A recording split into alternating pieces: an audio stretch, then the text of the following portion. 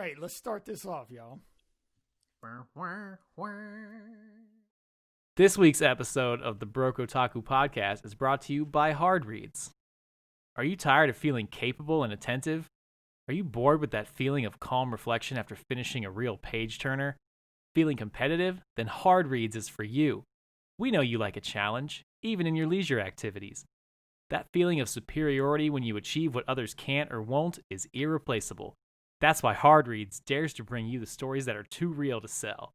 Titles such as What It's Like to Be Tortured and 20 Years in Incel will test your nerve, try your patience, and harden your heart.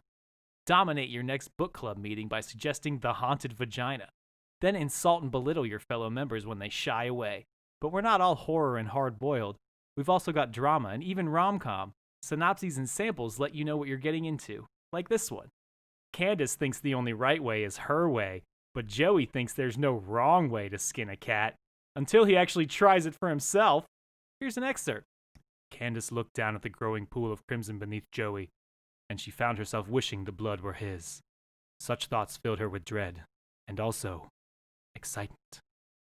And for you otakus, we've got manga, without the illustrations. Sign up today. Hard Reads. You can't read just one. Welcome to the Broke Otaku podcast. I'm your host, AJ. With me is Marcus, a.k.a. Franz Dresser. The You got it? You gonna say anything? You gotta follow up. You don't Mr. Sheffield. You don't have to act it out every time. Yeah. That is not. You put No, too this many clothes in me. The bit is just the names. I don't know where we started. But it's more fun when you try to act it out. Because it's funnier to act it out. Franz Dresser would not talk like Fran Dresser necessarily. Yes, you would. Mr. Yes, she would. Sheffield, She I didn't definitely want you would. to put your blouse in me. God, what? There's too many balls in me. That's not where the baseballs go. Only the mothballs. I just realized there's a fine line between Fran Drescher and Peter Griffin. Quahog. All right. Where All does one stop and the other begin? Oh, Fran Drescher just got ruined for me. It's over. And, Yeah, of course, it was fun Alan, while it lasted. Mr. Scooby Wop Beep Beep Bop Ski Beep Wop Shmee Bee Wop Bop You Bop did not Bop Bop Fuck. Did that end in fuck? Yes. You did not seriously type all that out. Yes, I read it word for word. You read it wrong anyway. No, I didn't. Mr. Scooby Wop, Beeby Bop, Skeeby Wop, Shmeeby Wop, Bop Bop Bop Bop Bop Fuck. All right. We're gonna play this game. You guys the weirdest ready? beginning to game the now. podcast ever. Now that that's over with. The podcast goes like this, in case you guys haven't realized. We play the game. No, Then we do the ad. Then we play the do game. the ad. Then we have a fun intro. Then we do the names. We do the names. Then we name the game of the name. We name the game, then we play the game. Then we talk about stuff. Then we make the pancakes and take the pancake luncheon break. So we return with a vengeance. We're in the fourth part of the podcast. The game. And today's game is called, what's the anime called? I don't remember the name ever. But you get the idea. You find out what the name of the anime is from me, and then you give the synopsis. And this time, I'm going to have a bonus round where I give you the synopsis first, and you tell me what you think it's called. Ooh, That'll just with a be twist. With a twist. That'll be the one-time ending that'll happen after these first three titles that I give you. So, are you guys ready to play? Yes. Yes. The first title is Woof Woof Story. I told you to turn me into a pampered pooch, not Fenrir. Oh, God.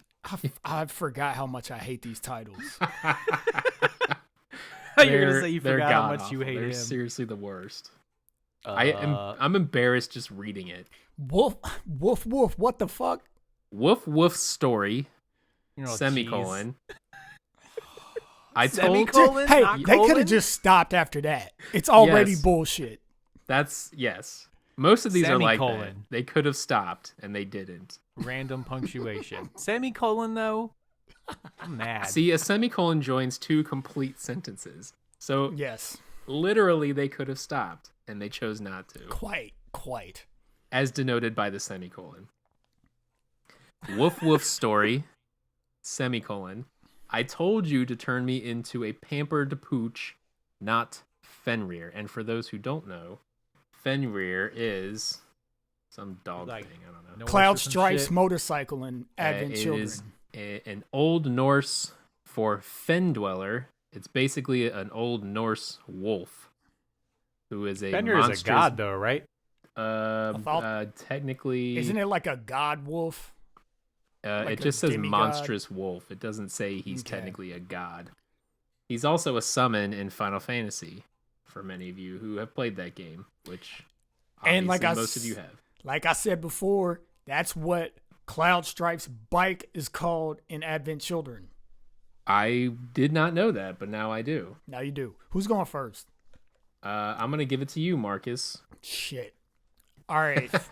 Fenrir is a child of Loki and the giantess Angroa. How'd they have a dog child? Wolf, wolf. Because Norse mythology.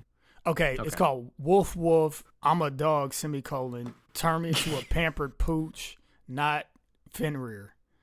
Woof Woof story. Wolf Wolf story. All right. So this is I about. told you to turn me into a pampered pooch, not Fenrir. All right. So this is about a dog who's a puppy, and he belongs to this family, and he's tired of being the smallest dog on the block because he always has to look out the window because they won't let him outside because he gonna get eaten by the other dogs or something. So he's like, I want to be. Hold up, crap. The title says he doesn't want to be Fenrir. Shit. All right, this is a story. Start about over. All right, start over. This is a story about a stupid ass dog who was a rescue, and like he was always rescue. like scheming to get like a rich family to adopt him or whatever. And so he finally gets the family to adopt him, and like they're all rich and hoity-toity and whatnot. But like the daughter, who he's a gift for, like is magic, of course, because she's like half demon.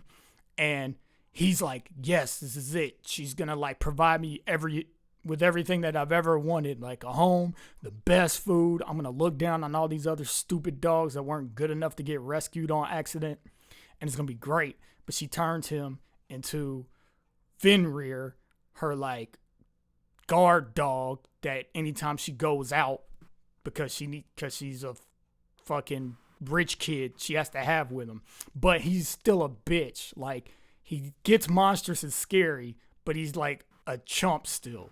So it's about the adventures of him being scary looking but still a chump, and wishing that he would get pampered more and didn't have to do so much work there. Right on. So stupid rich dog thinks he's gonna be rich. Dog becomes a guard dog. But it's still a deep, But it's bitchy, still rich a bitch. dog. Deep down. The bitch All right. runs deep. Wolf story. The bitch runs the deep. bitch runs deep. All right, Alan, what you got?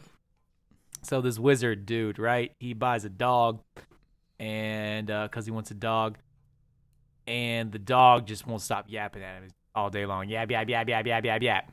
And the wizard's like, all right, fine, I'll turn you into Fenrir, and then you can stop being so yippy. So that's what he does. He does the alchemical process, and gives the alms to the sacred beast. I don't know. And then the portal opens up, and the dog transforms, and then the dog is mad because it wanted to be a pampered pooch, as it says in the title, but now it's this big old demon beast dog, but it's still yipping, except now the yip sounds like yip yip yip yip yip yip, and it's about the funny situations that they find themselves in. Okay. She's trying to communicate, and he doesn't understand. So here's the real synopsis, and then I'll pick a winner. It's not easy being rich, for where there is treasure, there will be treasure hunters. So when the mansion receives advanced warning that they'll be visited by bandits, Ryuta begrudgingly comes out of retirement yet again to defend his home and his leisurely way of life. But when the bandits are revealed to be 3 beautiful, good-natured elf sisters, the situation gets a little more complicated. And if that wasn't bad enough, the mansion gets hit by another thief. A thief who's stealing veggies? The Falks estate sure seems to be getting a lot of uninvited guests lately, but the most high profile of them all would have to be the newly awakened general of the Demon Lords. What? Yeah, you forgot Demon Lord. What Why the hell, does it guys? always come back? Come on. I thought I was safe to not play the Demon Lord card. Yeah, no. It's never safe to not play the Demon Lord card. Yeah, or never the again. Kids in High School card, which this You one got did to not do one have, or the but- other. Right. Yeah, the cute girl card is always in play. So I'm going to give it to Marcus because he was more on the nose about, like, a dog. I don't know. His had more dogs than yours, even though His it was had the same more- amount of dogs. I don't really know. I'm just giving it to Marcus. Well, mine was about a situation of wealth, and also I said half demon. I threw that in Right. there just to be safe. I said wizard, which is like no it's fantasy not. treasure. Yeah, I'm but the Marcus same. was more It's on the not nose close with lane. the rich stuff and the... Yeah. That's pretty much it. The Okay, dog fine. was Let rich. us never speak of this again. Please. All right. Yeah, that title, I hate that anime, manga, whatever it is. I hate it. I haven't even read it. Here's the next one. Busy wizard. This warlock just wants to provide for You're his lying. wives. You're lying. The next one does not have a wizard in the title. Busy wizard. This warlock just wants to provide for his wives. So I gotta go first. Is that it? One more time? Busy wizard, colon. This warlock just wants to provide for his wives. Okay. This is a story of Ryuko, the evil warlord, who's at the bottom of the totem pole in the Dark Lord's syndicate or whatever. And the trouble is the human skulls just don't sell for what they used to. So how's he gonna up his death without reducing his bottom line? He's got a lot of wives to please and only one man joint. So he recruits a dog and dog. A pampered pooch named Fenrir. He recruits a pampered pooch, but the dog is all like, I don't want to kill these humans. I'm a pampered pooch. And he's like, just do it. And it turns out he's really good at it. And then he's a little too good. And then he has to fight the demon dog to get his human skulls back and cash him in for that money so his boo can go shopping. All right. That's pretty good. I tried. Marcus? Full circle. All right, so this is about a wizard. He's a lesser wizard in the world of wizards. He's not even that good, but somehow he's managed to have 3 wives. But really, that's just because he stole them. Because even though he's a crap wizard, he's a really good thief. He was supposed to be a rogue anyway. So now all he's really trying to do is keep stealing stuff from the other wizards to make his wives happy, but they're not even happy because they got kidnapped because he's a thief, rogue, creeper, and he just keeps having to steal stuff, so they're not mad at him. All right. Not bad. Both of those were pretty good. Were they? No. He has to Here's the say real that. synopsis. He's the host. After years of honing his magic deep in the mountains, 18-year-old Kristoff dreams of making a name for himself in the imperial capital. But en route to the city where his fortune awaits, he meets a battered and beaten yet surprisingly well-bred girl. Surprisingly well-bred? She's like a horse, right? What does that even Jesus. mean? I don't know. Well-bred, I think, is just supposed to mean like highborn, elite, Yeah. gentry, noble. It's Okay. still, it's a poor I mean, word choice. It's a really bad word choice, but I mean that's how those people think. That's true. I'm gonna give this one to Alan because I feel like that's a good. It sounds interesting. I wouldn't watch it, but I don't Wait. even remember what bullshit Alan said. Human skulls and the dog and the demon lord. you probably could have done syndicate. without the dog, the demon lord, the human Yeah, I skulls, was, and the values. It was an in-the-moment choice that was not for the better. Yeah, it's okay. Hold I up, so should've in your gone with synopsis, Squirrel where does Army. the wives come in? That's a good question. I don't know. God. I just pulled whatever synopsis Google came up with. It might have just been for the first volume or whatever, and then Yeah, more wives comes probably. later. Maybe he meets another well-bred girl that he, So or maybe he meets an underbred girl that he needs to Underbred increase the breed of. I don't know, as opposed to overbred. oven baked bread. Oh, this one's overbred. battered and beaten, yet surprisingly well bred. Like, is that what he says to her when he meets her for the first time? Goodness. Damn, bitch, you battered and beaten, but you're pretty well bred. I guess I'll take you to be one of my wives. Maybe they meant battered and breaded, Oh, like some a shrimp. girl meal, like fried girl. Yeah, like a number 5 girl meal. Eat your fingers At- off good. At Long John Silver's. Jeez. Eat your fingers. All right, tiebreaker. Next one. The Genius Prince's Guide to Raising a Nation Out of Debt. Parentheses. goodness. Hey, how about treason? Close parentheses. All right. Very the parenthetical topical. actually saved this title. That's pretty funny. Do you want me to read it again? Yes, of course. The Genius Prince's Guide to Raising a Nation Out of Debt. How about treason? Hey, how about treason?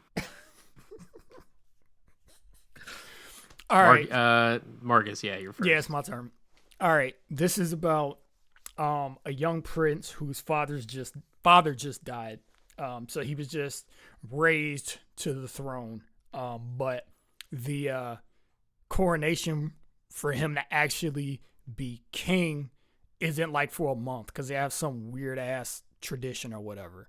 And then like one of a squire or some shit, I don't know, a vizier, somebody like runs up to him and lets him know like, hey, we're in debt and the whole land is under a spell that if you become king and we're still in debt, we're all gonna die.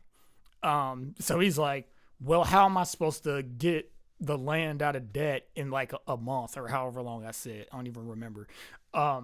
So he's like, I don't know what to do. And then he remembers that there's a guy in his dungeon that is like an enemy of the state, or the empire. And he's like, hey, I'll let you out if you help me figure out how to not be in debt anymore, because he's an accountant. So, but letting him out, like the dude isn't even sentenced to death. Like he was such an enemy of the state that he's just supposed to rot in the dungeon. So if they find out that he let him out, it's essentially treason, but he has to do it anyway so the country doesn't blow up, so they can be out of debt. Is it treason to let a prisoner out? It is in this world. In this case, Okay.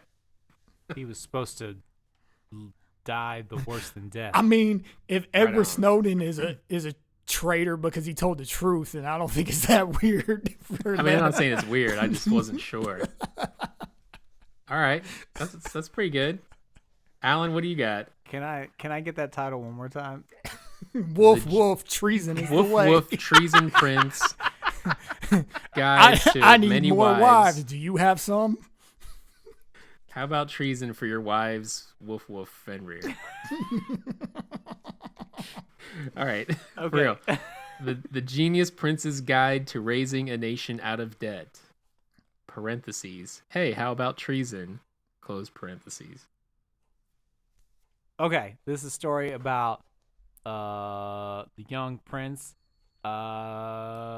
Kukami, who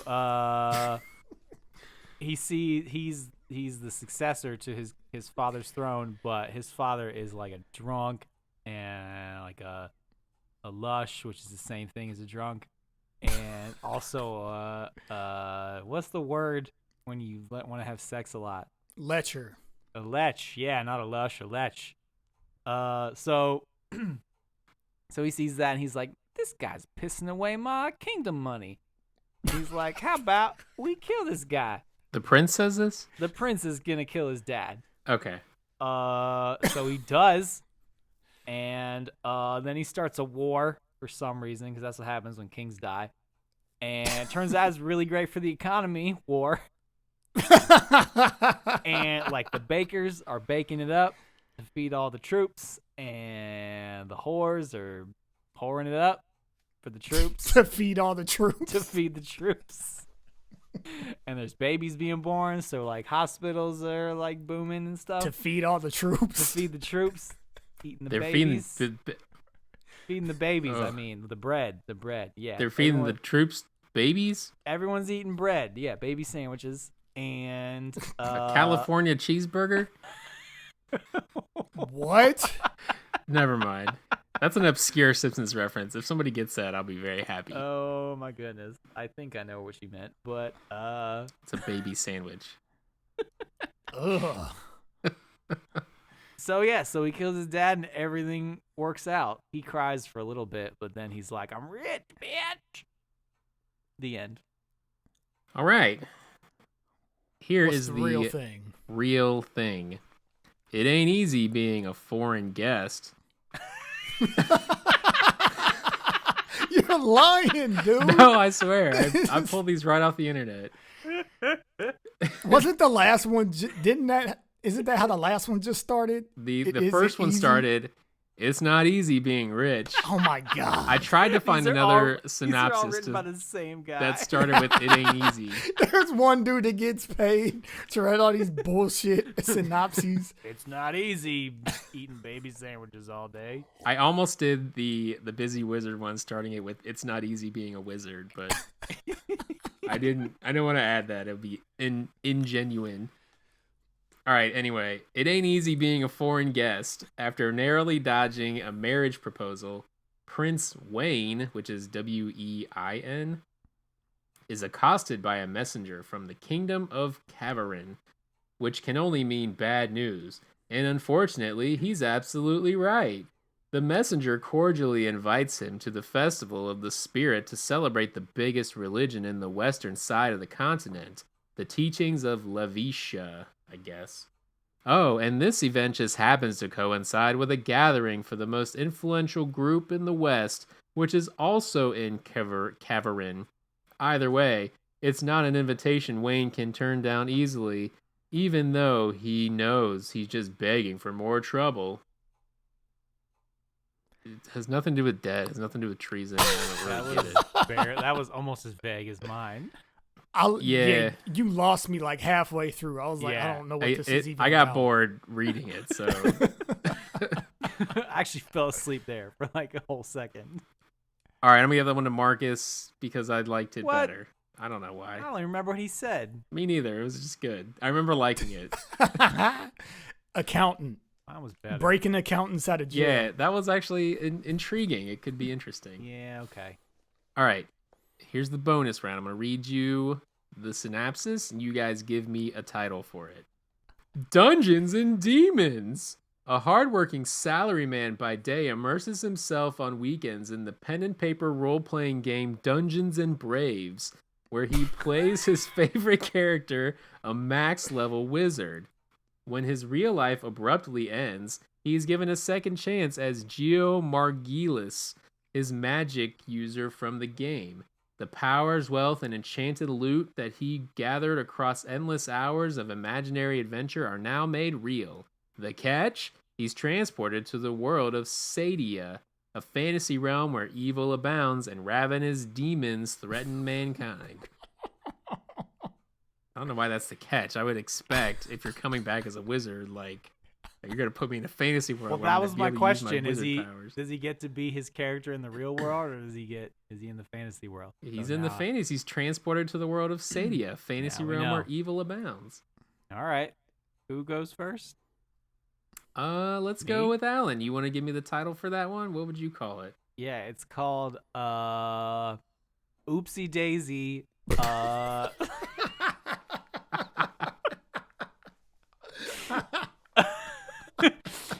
Second Life in the Unexpected Treasure Soul Demon Palace. Treasure Soul Demon Palace. All right. The important part of that was Oopsie Daisy. Was there a colon or a semicolon? Semicolon, of course. Okay. All right, Marcus, what's yours? Can you say the first like 2 sentences again? Dungeons and Demons. That's the first sentence. Semicolon. A hardworking salaryman by day immerses himself on weekends in pen and paper role-playing game Dungeons and Braves. He dies, comes back as his actual character from the game. Oh, he dies in real life.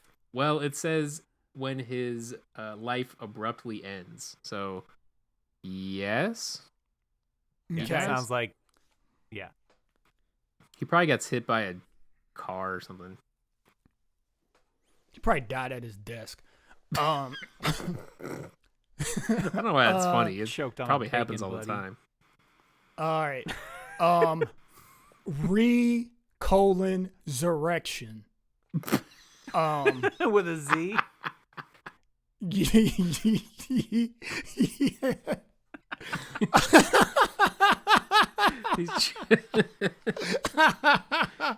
Can't decide.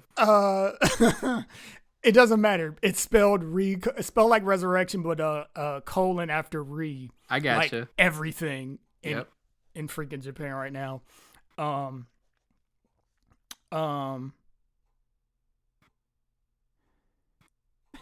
How Leave it do at that. how do I level when my salary is magic?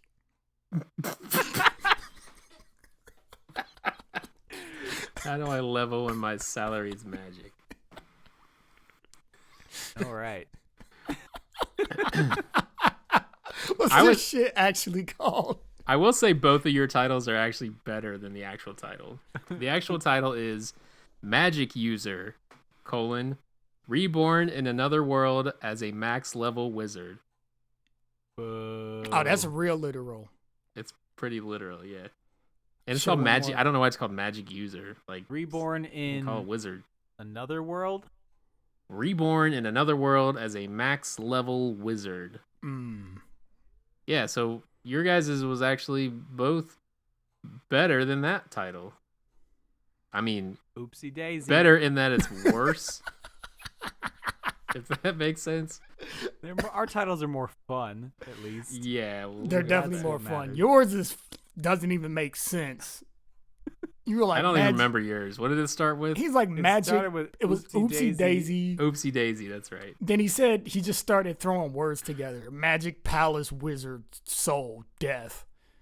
That's Merchant. true. Marcus's was more based on the title or based on the description. But it still didn't really make sense. How do I change my salary into levels? How do Something you like level when your salary is magic? that. Oh, that's good. Who won? Who cares? I did. Of course. Nobody won. Nobody wins these games. There are no winners in this game. Only losers who play and listen. Exactly.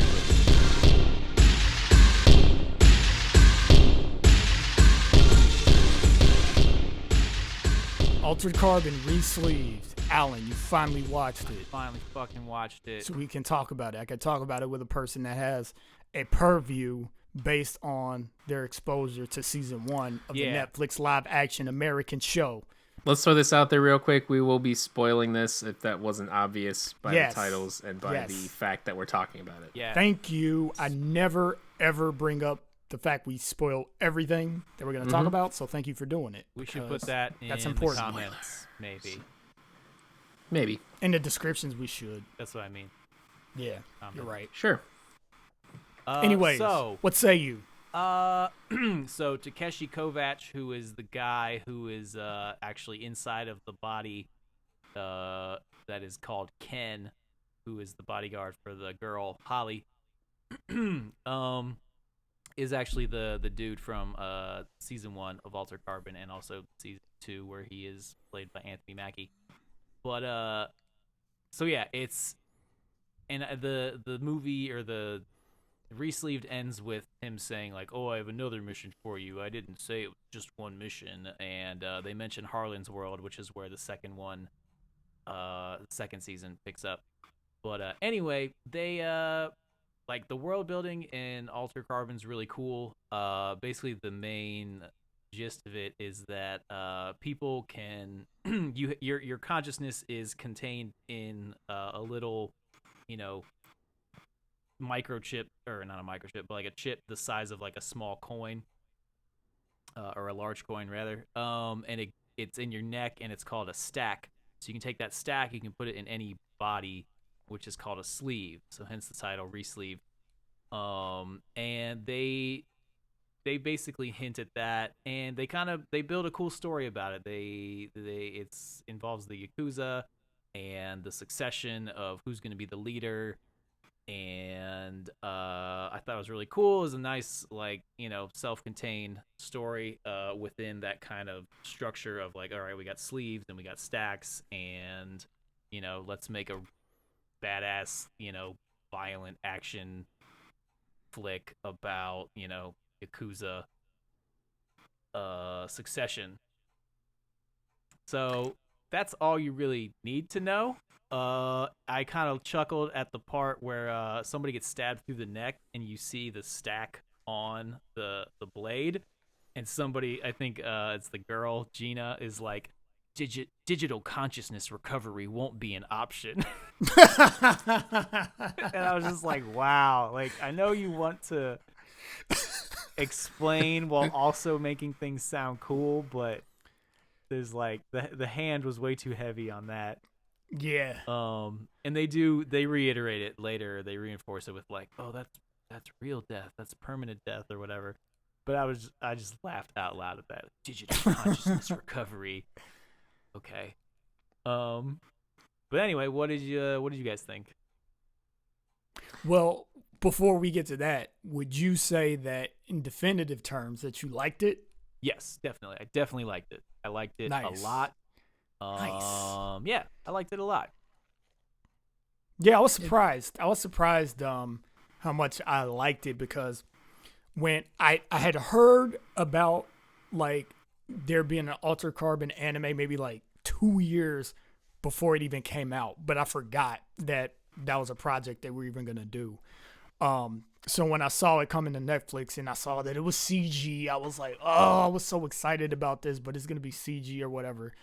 Then I watched the trailer and I was like, you know what? That looks pretty good though. Like it's very highly stylized, and it looks like from the trailer, it looked like they put a lot of effort into it. So I was like, all right, I'm gonna go ahead and watch it. And then I did, and it didn't disappoint. Like, I loved it. It was, like you said, nice, clean, self-contained story, but even more, an interesting self-contained story. Like, it wasn't some simple story like, we got to go find a girl because she's a runaway. Yeah. And then it turns out that like she was looking for her mom. So the main protagonist is like, well, now I'm going to help you find your mom instead of capturing you. Like the whole idea that there's this tradition around tattoos, and the way that this specific character does tattoos actually creates a program in the tattoos that's like has a self-destruct sequence in it. so that no leader of the Yakuza can live forever or whatever. Like, that's awesome. Yeah. Like, that by itself is a cool premise. Yeah, that was a cool twist. So to just have that cool premise but not try too hard to make it any cooler than it already is by itself was refreshing. And it was great to look at, and the action was dope. And the characters, I liked all the characters. The action was great. I was really impressed. It's funny because I started it, and like there's a scene in the club where the dudes are chasing her, and I was just like, okay, well this is whatever. And then I I got like 10 minutes into it, or probably even less than that. And then I paused it. And then when I came back to it, it was right at the part where they have that dope ass fight in the alley. Mm-hmm. And I was just like, oh shit, like this is some high quality shit right here. And I was like, okay, and I think I finished it like, that night or something. But yeah, it was a little gratuitous. Like it's really violent. Yeah, we talked about last week a bit. Like it's over the top violent, which if as far as violence goes, like I'm okay with that. It's the gore that's like not, I don't want to call it fun, but like there's gore that's like just disturbing, and there's gore that's like just over the top silly. Yeah, well, and I think this one does more over the top silly, except towards the end it gets a little graphic. Yeah, it's pretty brutal at the end. I made a note, like it ends with a good old fashioned slobber knocker. Yeah, which is fun. It does. They borrowed from Ninja Scroll 2 with the repeated headbutts. I was just like, oh, okay, like that's a little nod. I wonder if they did that on purpose or. I didn't even think of that, but you're right. Yeah, as soon as he started doing that, I was just like, Ninja Scroll. Yeah, basically like an enemy that's so incomparably strong that it just comes down to headbutting them over and over in the face. So, Alan, you've seen the actual show. Is there a brother and sister dynamic that pans out in the actual? Oh yeah, the first show? the first season. I recommend it. It's worth watching. It's a little tough. Well, the first episode is kind of hard to watch because the dude is like, I don't know. I just couldn't take it seriously when I watched it, or it was rubbing me the wrong way. He has an odd face. Yeah, and just like, I don't know, the way he was like delivering his lines when I saw it, I just I couldn't take it seriously, but I got over it, and like the rest of the show, the rest of the cast, the plot, and just the world building, makes up for it. But what was I gonna say?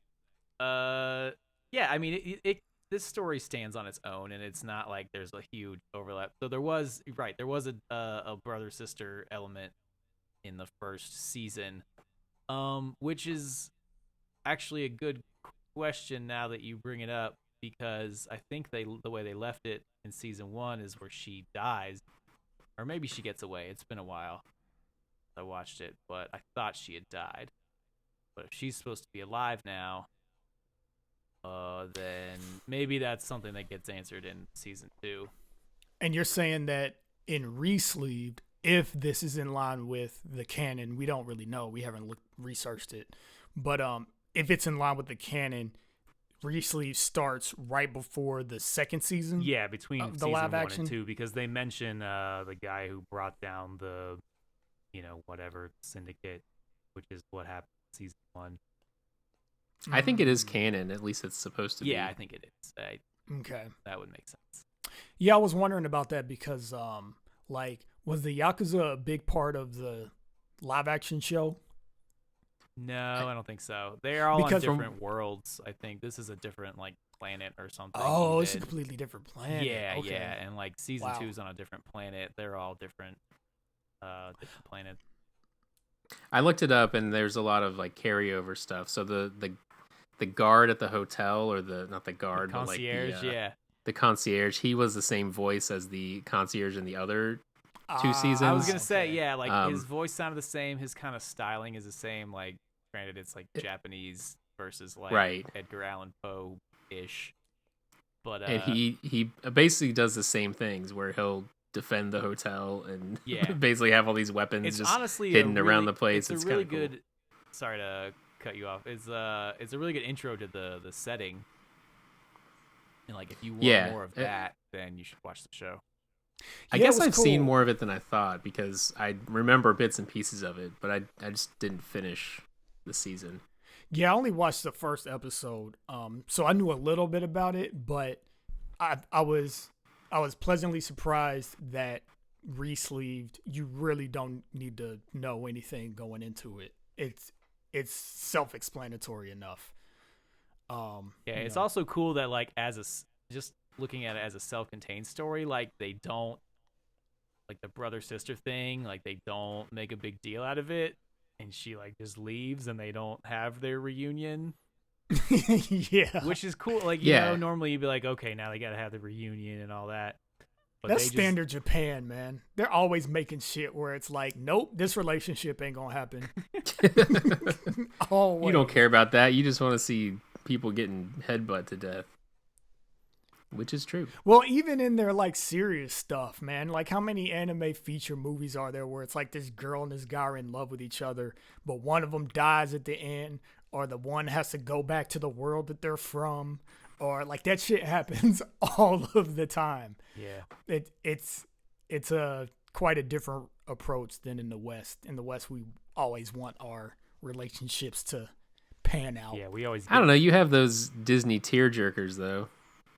You know what I mean? Not anymore. Maybe back in the day. You need to watch some more recent Disney movies. I'm not doing that, so I'll just have to take your word for it. Take my word for it. You This don't guy want to watch knows. Yep. So I enjoyed Altered Carbon Resleeved. It makes me want to watch the rest of the other series. I'll probably make some time for it eventually. I've been finding myself watching more TV lately, which is bad for my productivity, but also what else am I gonna do? Yeah. So Why the hell? What else am not? I gonna do? Be productive? I can't do yeah, that. exactly. Fuck that. Can't work under these conditions. Exactly. So I don't know. But it's good. I recommend it. I would this is one of those rare cases where I would welcome like not a sequel but another installment.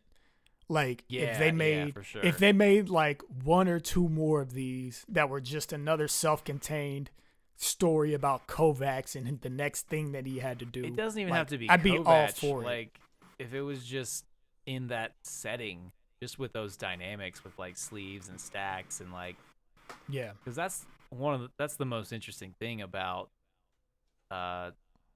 Altered Carbon is who's in that sleeve and whose consciousness is Yeah, who's who? Yeah. What's what? Like you can't trust the material now. or just seeing like this character, or like there's one part where a girl gets reunited with her mother, and she's in like this like brute body, this like bouncer club dude, but they're having this like heart-to-heart conversation. It's just like an interesting dynamic. Yeah. And there's also like there's like a religious group that's like vehemently opposed to stacks and being revived in another body. So like that's a cool element that they could play off of. But yeah, do it. People who did the first thing, do it again. Yeah, it was 'Cause we good, and want the it. character designs were effing awesome. You're not gonna get that.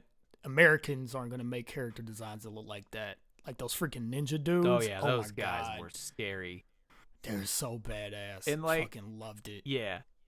When they like got up, like I'm like, how are they gonna fight these dudes? Like they can't fight. All they got is guns. Well, like they get up close and they like, you block the sword swing, and then you get the pistol point blank. You just go boom, boom, boom. You gotta like, just shoot fuck up his at the- mask. I was like, it's so good. Yeah, just shoot at the weak spots in the armor. Yeah, Yeah, it's it was been a great. while since I've like watched it, and I've just been like, oh, like out loud. Yeah, so a sign of a good fight scene, at least for me personally, the sign of an excellent fight scene is if I spontaneously burst out into laughter. Yeah, And the hallway scene with the upgraded ninjas, I burst out into laughter like when it was happening. I can't even remember exactly what it was, but I was just like, oh, damn. yeah, This is dope. yeah. They just catch you off guard with some awesome shit. Yeah. And it's this movie did a lot to make me realize, like, oh yeah, that's right. Cell shaded CG hybrid can be good. It's just people it was choose to not smooth do as it butter, good man. anymore. It was buttery smooth. Yeah. I can't understand why they choose to make bad design decisions with CG anime. I don't know what it is. Well, you can get away with a lot more when you're just doing a one-off like Resleeved was, you know. I feel like these are the only projects you should do it on. Yeah. Is where you're going to You make got to it go look all good. in. Yeah, you can't go half-assed. Yeah, like the animation wasn't chop motion. It was freaking smooth, looked like it was at least 60 frames a second. The detail was there, like all of the characters. I was looking at their faces. First of all, the base design of the characters' faces were awesome because none of them were generic. No character looked like another character. Yeah. Like even the most plain-looking characters were our main ones, Kovac and his sister. I forget what she was going by in the show, and then Gina. the little Gina, and then the little tattoo girl. Like the more I looked at her and how expressive her eyes were and how much detail they put like in the line work with her hair and stuff, like I was like, she's cool. Like I like looking at her. Like I like looking at her face when she emotes and stuff.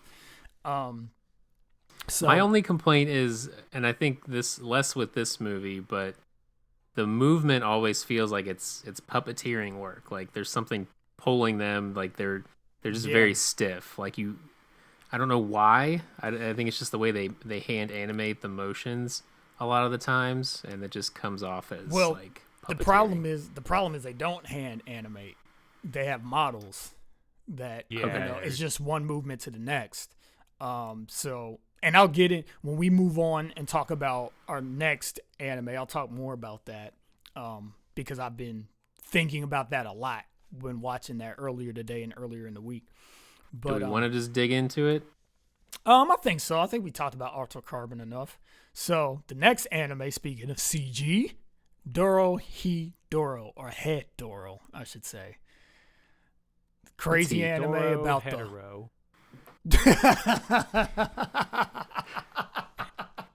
That's not what it's called. It is now. Dorohedoro. Dorohedoro. The sequel coming soon. Doro Homo. I didn't realize how recent that was. It's like it just came to Netflix, but it came out originally in like 2018 or something. No, it ended in 2018. What, the manga or the show? The manga. Oh, really? Oh, you're talking about the show was recent. Yeah, yeah. Mm-hmm. Yeah, the show aired this year in Japan, and then they brought it to Netflix like shortly after. Yes, you're correct. I don't think it was shortly after. I think it was a while after. But no, I think it was like look at the dates. In the last 2 years. It was. Yeah, it was like 2018, I think. Yeah, that's what I think I read.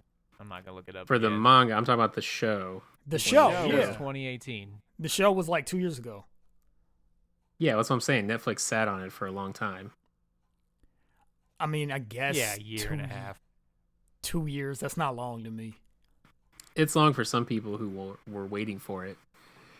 I'm just saying, people on the internet, they're like, it's about time Netflix released it. I've been waiting for it. Yeah, I mean, we just talked about Parasite last time, and I mean, that just got on Netflix, and Parasite ended in 2015. Well, the thing with Dorohedoro is that it's a Netflix original, so they were holding the license, so you couldn't legally watch it in America. Okay, that's fine. Until Netflix released it, which they sat on it for a year and a half or whatever. Okay, fine. You're both right. Netflix sat on it for a little bit, and Alan, yes, it is relatively It's new. not like it is a new show. Like Parasite. I thought Parasite wrapped old. up in the 90s. No. the manga. The live action films were 2014 and 2015, and right, the anime television was 2014, 2015. Okay, Yeah. sorry, Yeah. that's enough. That's enough random numbered date data. Anyway, Dorohedoro, what do we think? Did you finish it, Marcus? No, I watched episode 9 today, I think. Okay. So I got 3 left. I'll give you my thoughts. I feel like So the whole motivation of the show is Kaiman trying to find the sorcerer who cursed him, basically. And what is that curse for those who might not know? The curse is he's got a big ass lizard head. So everybody else is. It's funny because everybody else is human-ish. There's basically sorcerers, and then there's like non-sorcerers, and sorcerers live in the sorcerer world, and then everybody else lives in this thing called, I want to say it's called the Hole. The Hole, yeah. But all the sorcerers wear masks like all the time, and then there's this lizard guy who doesn't wear a mask, but he looks like a lizard. He's one of the. So his whole motivation is like he finds sorcerers. He's trying to find the person who turned him into a lizard, so that by killing this sorcerer, it will break the curse on his head. And to find out, he has to bite their face, basically, and then they go into like this weird mouth portal, see the person living inside this lizard head's throat, who says, "You're the one," or "You're not the one," and then Kaiman releases them from his mouth and then has to ask them, "What did he say to you?" in order for him to know if it's the right sorcerer. Wouldn't it be easier just to kill all sorcerers since they are like presumably bad people? Well, I don't know how death works in this anime. I can't figure it out. Seriously. That's a really good point. Because they beat the living hell and they murder everybody, but then the next scene they're like fine. Like there's a scene where I think it's Nikaido just gets destroyed, like stabbed and cut open and all this other stuff, and then she's like, "Oh, you're fine, you're good." But then like, let me stop you real quick, Alan. Okay. How much of the show have you seen so far? I've watched 1.5 episodes. Okay, so you haven't watched any more of it. I'm going to spoil some things. I watched about 3 more minutes of it, and I was like, oh, maybe I'll have time before tonight. Okay. And then I didn't. All right. Well, you're going to have to take one for the team. We'll try to spoil as little. No, it's fine. I'm for you probably as not going possible. to finish it. Go ahead and spoil it for me. All right.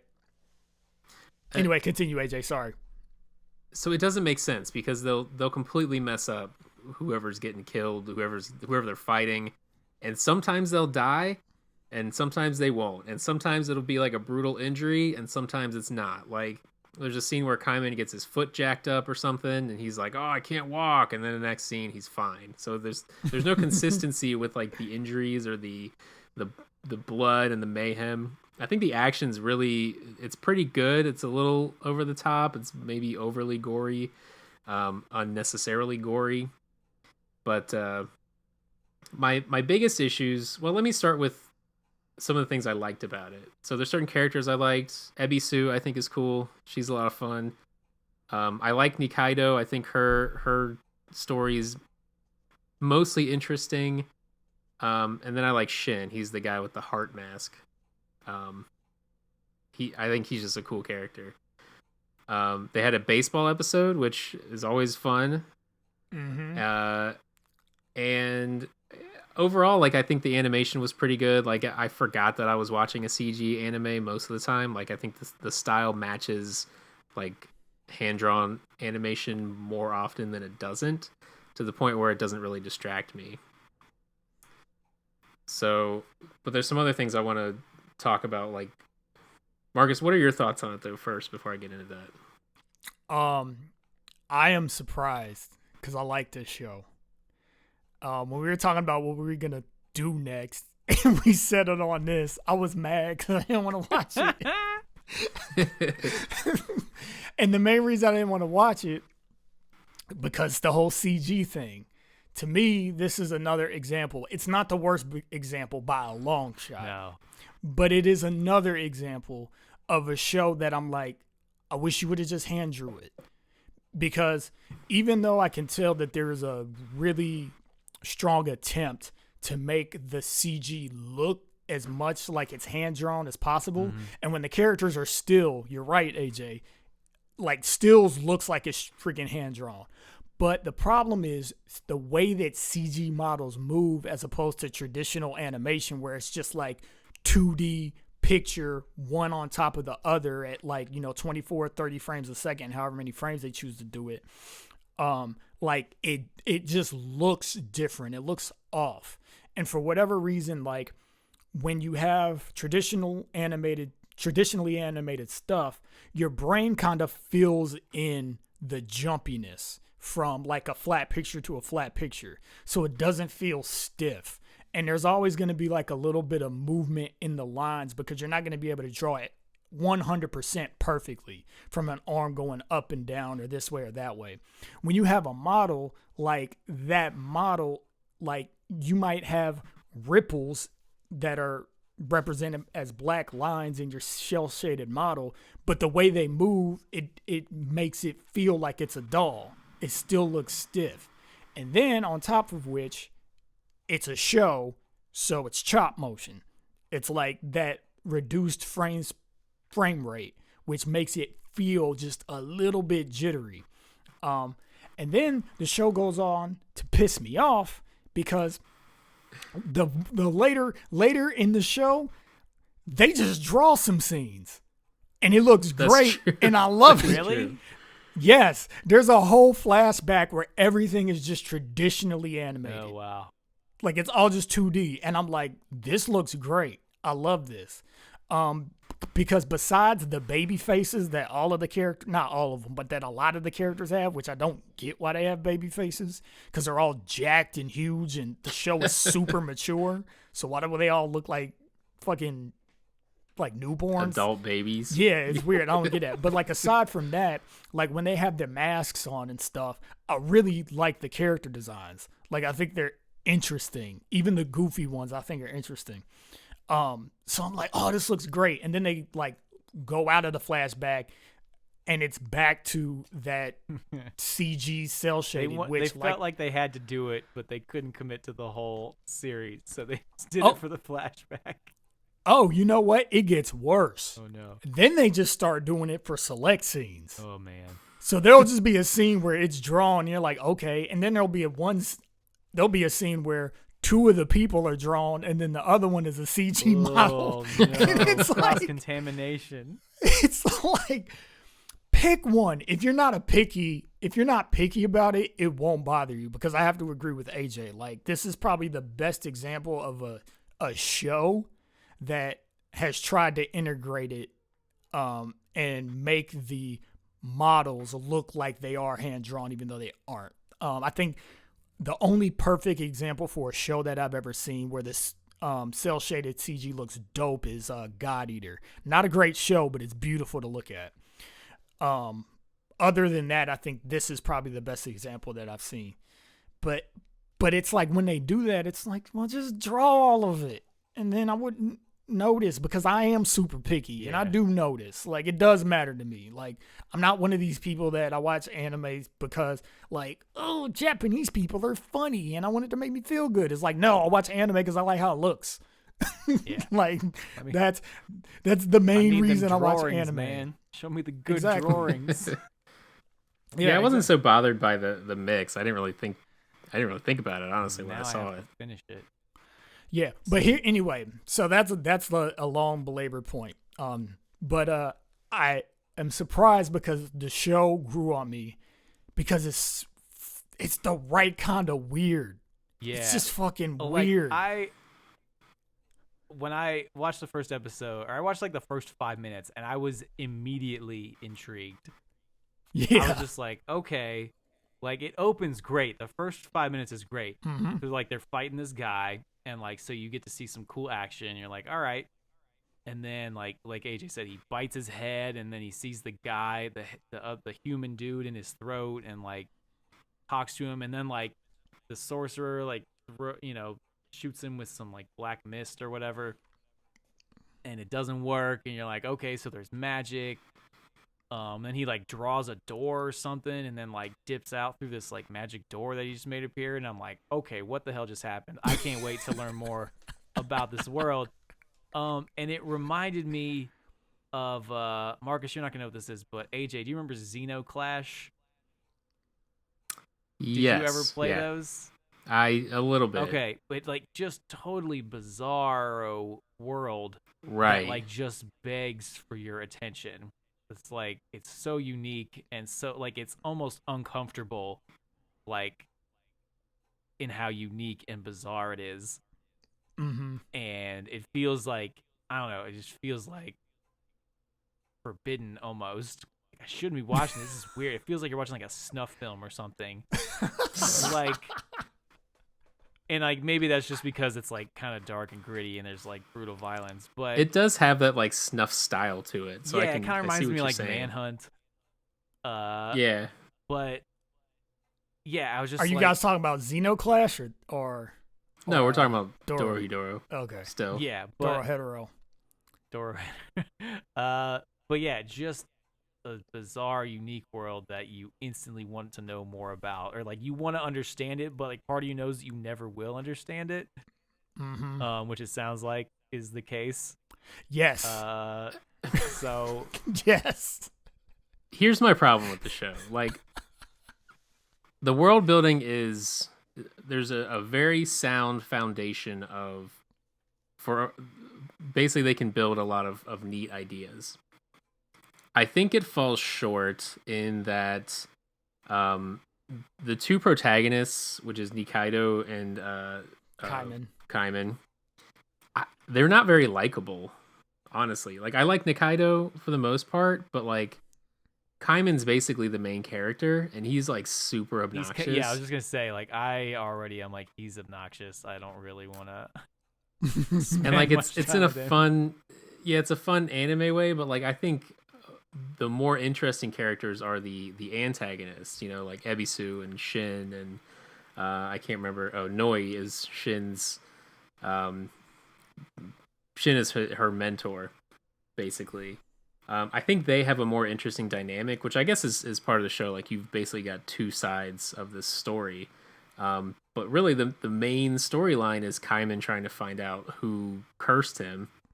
And so it follows Kaiman and Nikaido around most of the time, and they're just not really, I don't think they're that likable. It also makes some weird decisions on how it kind of plays out some of the story aspects. Like, it basically just does them out of order. So there's a scene, I'm trying not to spoil too much for you, Alan, but it's fine. Do it. Don't spoil anything for me either, because I like this show now. I didn't think I was gonna like it. Basically, you find out what. Did you find out what Abisu's magic is, Yeah. Marcus? Yeah. Yeah. Okay. So you basically figure out kind of the whole thing based on that. Indirectly, I mean, if you put the put two and two together to figure out who cursed Kaiman, because her power is to turn people into monstrosities. They don't flat out say it. So I could be wrong, I guess. I didn't read the manga, but that's my assumption. Anyway, the way they reveal that's kind of in passing. It's not really like obvious, and maybe that's their intention, but it feels like you already know that she is at least somewhat related to what Kaiman's trying to figure out, but you already know it. Kaiman doesn't, and so he just kind of blunders around like an idiot. And there's another scene that I kind of guessed would happen from like the very first episode, like when he bites that person's head, is like, oh, look inside and find out who it is. Like, oh, he's probably going to end up biting Nikaido at some point. And without giving too much away, the way they do it just kind of falls flat for me. It didn't really feel like any real reveal. And the same with Nikaido being, what she is. And having that reveal, I feel like that kind of fell flat too. So like there's these major plot points that should, when you figure them out, be like, oh yeah, that's really cool. But the way they deliver it just doesn't really feel like it has that much impact, as much impact as it should. I felt like even in the short amount that I watched, I was already getting the same vibe that I get from like Attack on Titan, where it's like, why aren't you asking the questions that you're like, why aren't your characters asking the questions that I'm asking as I'm watching it? Like, he gets there's like a voice in a bag or whatever, and like it tells him to put it in the fire to kill him, and he just does it. Like, he's not even at all curious about who this voice in the bag. And he's like, wait, who are you? And he's like, just kill me, man. And so he just throws him in the fire. And it's just like, why? What's the point if you're not gonna ask questions? There's a lot of what's the point in this show. Like, there's a lot of things that happen. I'm just like, that was they do weird for the sake of weird. You know what? Both of you are 100% right. And I think part of the reason that I like this show is that I don't give a shit. Okay, and that's fair. It's very rare that like a show's world and the things that happen in the world are interesting enough where I'm just like, you know what? Fuck it. Like people just get sliced up and people don't care. Like this is the most casual murder gore I've ever seen. Like crazy really shit happens all of the time. People are always getting dismembered, stabbed, freaking Ibisu, the little girl, gets her face ripped off. Oh yeah. In the first episode, and like it's played humorously. Like it's not even played. There's no weight to it. Like, oh my gosh, what just happened was effed up. It's like wacky. It's like, Kaiman, she's getting away. No. And he like pulls her through the wacky ass door and then her face rips off and he's like, and then he like sees her face is in his lap. And then she's like in the sorcerer's world on the other side of the door. And they're like, her face. But it's cool because Noi's just going to make her a new one. So it's fine. Right. So at first it was really confusing. But then when you kind of realize what the show is, which is to say you don't really know what it is, it's just wacky. Once you accept and you kind of want to know what's gonna happen next, and that's really all the appeal is. Like it made me keep watching it because like I'm thinking like I don't know if I'm gonna finish this. Like I told my wife like I watched like 4 episodes because I was bored. I didn't have anything to do. I don't know if I'm gonna watch it again. But then I kept thinking about it and how like the whole is just odd and I don't get it, and like it's super populated with all these big crazy buildings, but you don't ever see anybody ever. That was another complaint I had. Like, is this supposed to be a populated world? Because it's like empty. Yeah, it's always empty. And then there's the sorcerer's world, which you go to every once in a while, and it looks different, but you don't understand why there are these two worlds. And it's like the whole just this city, or is it its own planet? Yeah, that's my question. You don't fucking know. Yeah. I didn't finish the show yet. Maybe they tell you later, but you don't know. You just don't know.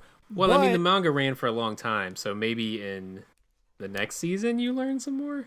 Yeah, maybe. I kind of want to read the manga. But basically all that to say, like, all of the weirdness and the interesting interactions with the characters is what kept and keeps me watching it. So I got to a point where I don't even need these questions that I have to be answered. I just want to see what's going to happen next. And like you said, AJ, the most interesting characters are kind of like the antagonists. But I like the antagonists so much because they don't even really feel like bad guys. It's like everybody's a murderer. So like, why are they any different? What's the baseline? That's true. It's just 2 different storylines going on. Yeah, like freaking Nikaido and Kaiman murder people all the time. They just got a shit lot because, you know, they're in the hole and the sorcerers are in a better world. But we don't even know how that happened. And that's kind of the main driver is like, oh, these are the underdogs, so go for them. But like, it's tough all over. It's kind of shitty everywhere. Yeah, so exactly. It's like, why is this guy any worse than anybody else? Just because he talks bad? So it's weird. And like, I think the characters are funny. Noi is probably my favorite because she's super jacked and is kind of cute, but she's like built like a dude. It's just super huge, but she has like a super pretty face. It's so weird. It's bizarre. It was funny because I kind of pulled an Alan and I would have the subs on when I was watching, but I had the dubs on too. Mm-hmm. And in the subs, Noi calls Shin senpai, but in the dubs, I think she just calls him Shin. Oh, which I thought was an interesting change. Yeah. Like, she doesn't call him master or teacher or anything like that. She just calls him by his name. Well, yeah, senpai doesn't really have an easy, direct translation. Well, I mean, mentor, like, it's not the same though. It's not exactly the same. Okay. Like a senpai is basically, it would be like upperclassman. That's what senpai means. Why did she use that? I don't get it. Yeah. We talked about dubs versus subs last week a little bit. I thought it was interesting with the dubs that it felt like the subs were translated by like a student trying to pass like a Japanese class. Like they translate it to English and then they make it into an actual sentence. Like it kind of felt a little lifeless compared to the dub, which had a little more like personality in it, I think. One of the worst things though was the character Choto, which I don't know if you've met him yet, Marcus. Choto. He's like the dude who wants to be En's student, basically. No, I haven't met him yet, I don't think. Okay. In the show, they made him like the gayest character ever. Like the dub makes him like, I don't know. I'm not gay, so I don't think like, I don't know how offended gay people get at this kind of thing, but like, I feel like it would be offensive. Like stereotypical gay, like over the top, yeah, stereotypically like, oh my gosh, you guys, go look at my mask. Like this. Oh, are you talking about the bird dude? Yeah, he's the bird dude. Okay, yeah. I have met him. Yeah. And like typically they try to match like intonation and like pitch of voice now when they go from Japanese to the actual dubs. This one, it didn't feel like it fit at all. And switching between the two, it didn't sound like it was a good match. But. Yeah, I mean, I just watch it in the Japanese, so for me, like, it sounded like any other character that's like that. Right, and I had to know. I was like, what's this dude sound like in Japanese? And I agree. He sounded like any over-the-top, flamboyant character that you would see in an anime. But in the dubs, they just... they didn't even try. They were just like, this dude's gay. We gotta make it obvious. Just act gay as possible. That's crazy. Oh, one other thing I want to say about the show that made me like it is we often talk about the detail that got us into anime in the beginning with the stuff that we saw back in the day. Part of the reason I like this show is because not even outside of the character models, I'll say, but like especially in the backgrounds, it's like, oh yeah, they tried. Yeah, because the cityscapes and stuff in this show are beautiful. Well, they look like shit, and it makes like. No, I mean they're highly detailed, like shitty places. You know, like it's a highly detailed slum, and you're just like, right. Wow, like, yeah, it's so detailed that like you feel a little depressed, like looking at it. You're just like, ugh. Yeah, you feel like when you haven't seen the Sorcerer's World yet, Alan, which is like dope because it's just as much buildings and architecture and stuff, but it's all looks like gothic sort of architecture. And it's like the sky's always blue and it's bright and sunny. It's like you're in a festival city somewhere in Europe, but like turn it up to 11. There's like all these buildings and stuff. Like it's super dope. But what you have seen is Nikaido's diner, and that's like a good example of what I see throughout the show a whole lot is when you're actually in a space that it feels like it's a place where you would actually live or sleep or eat food or do whatever, go to the bathroom, do whatever. Because a lot of the times in anime, you'll see like somebody's room and it'll be super basic, because they just didn't want to spend time making the room feel like somebody really lives in the room. It's like it's got a bed, it's got a desk, it's got some shelves with some books on it, and there you go. It's fine. But that doesn't really look like somebody's room. Nikaido's diner looks like a effing crazy diner in a fantasy world. Like there's shit everywhere. There's like a bunch of tables, a bunch of bar stools and stuff, and like she's just got all this shit back in the area where she's like cooking and prepping her stuff. Like you look at the ceiling, there's like cracks and dirt spots everywhere. Like the fan's busted. Like it's great, and I think that's also part of the reason why I was like, I got to keep watching this because it's just fun to look at. And it captures my imagination, makes my brain fire when I'm looking at it. So it's like, all right, I guess I'm going to keep watching it, even though I don't really know what's going on and I don't really care that much. Like, yeah, I think that's the way to approach this show. Like if you're watching it for the plot, I would say hold out for season 2. or read the manga, because the plot right now is like it's as deep as a puddle. Like it's there's nothing to the plot. It's just a bunch of shit happening, and it doesn't make a whole lot of sense. If you're looking at it for the visuals, yeah, check it out, because there's a lot to see and a lot to watch.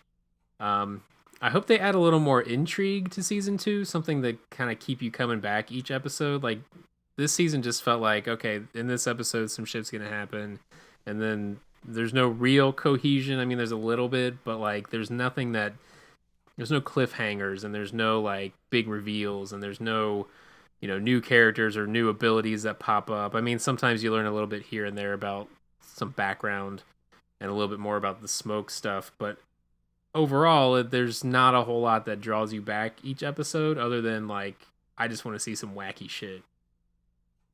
Yeah. What are they going to do next? What weird ass banquet are they going to hold next for no reason that they're not going to explain the history behind, but everybody in the city knows about it. And then the lizard guy's going to run around and go like, I got to get a job. What's that? I'm going to bite his face. Yeah. I love it. What's the last episode you watched, Marcus? What happened?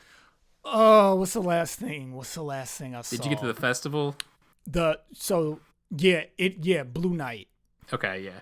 Blue Night's the last thing I saw. It just started, so there aren't any results or anything.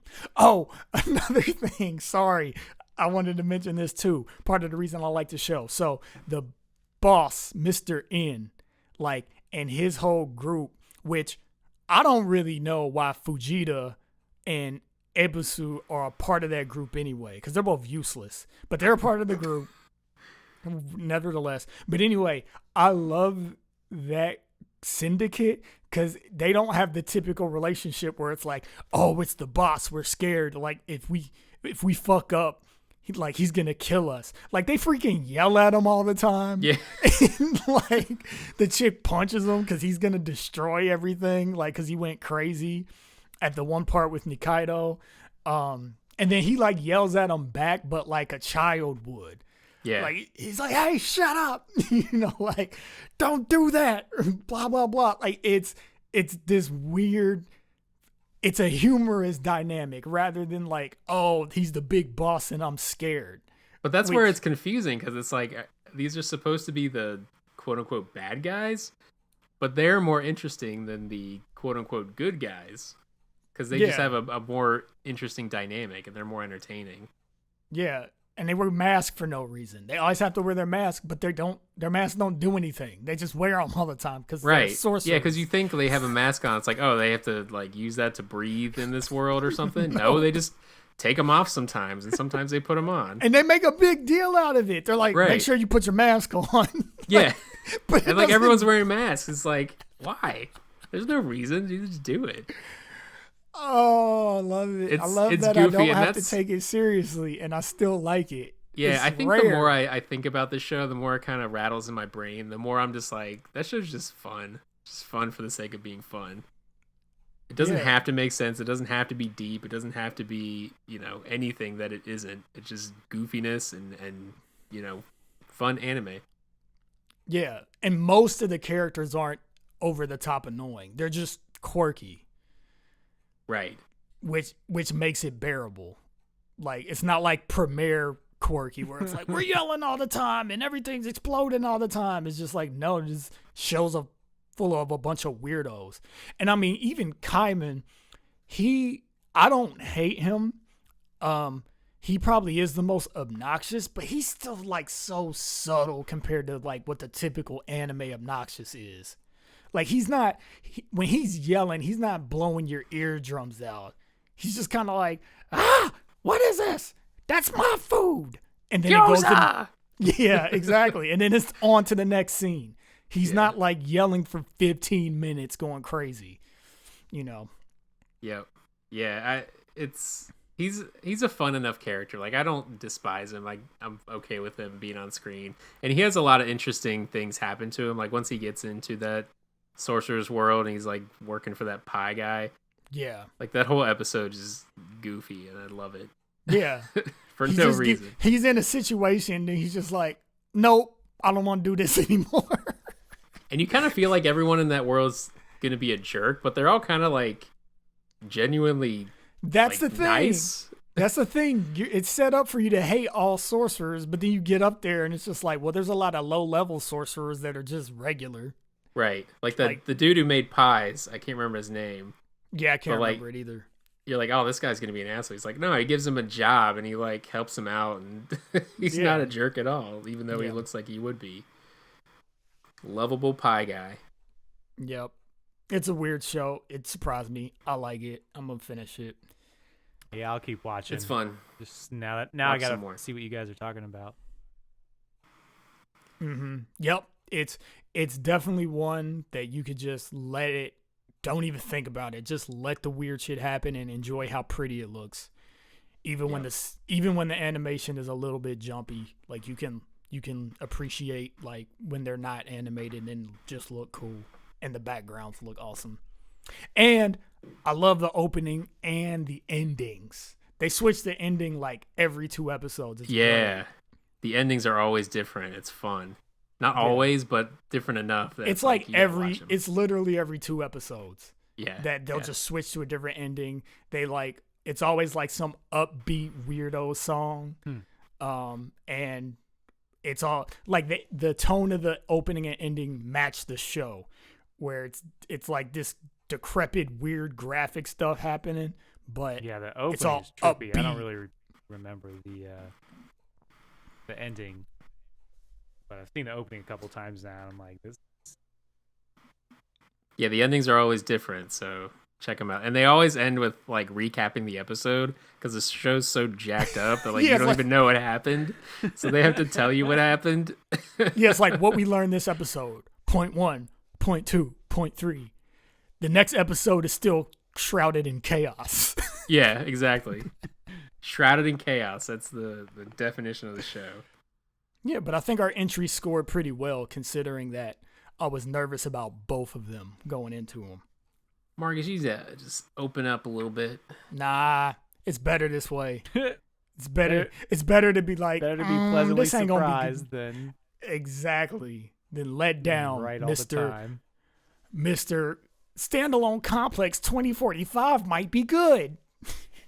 I had high Shut hopes. Up. Fuck out of here with your high hopes.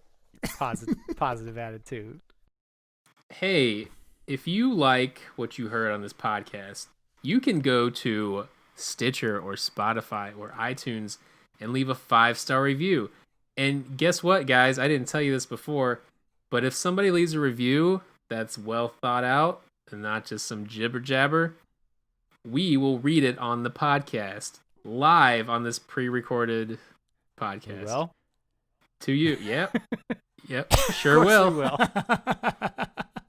So go leave a review if you like what you hear. 5 stars. If you don't like it, just I probably don't leave anything, I guess. I don't know. No, leave a bad. Tell me why you don't like review. it. We'll read that on there too. I'll read it and I'll make it fun. Okay. Leave bad reviews if you don't like it. But be honest. And follow us on Twitter at BrokeOtakuCast. You can tweet at us. If you like something on the show or you want us to talk about something, just tweet it and we'll talk about it.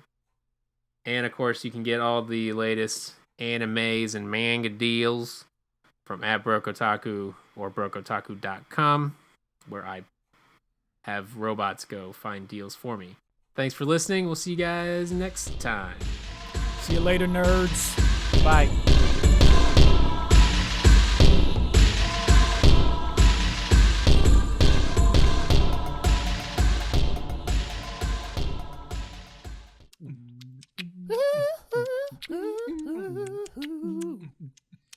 Oh, yeah. Well.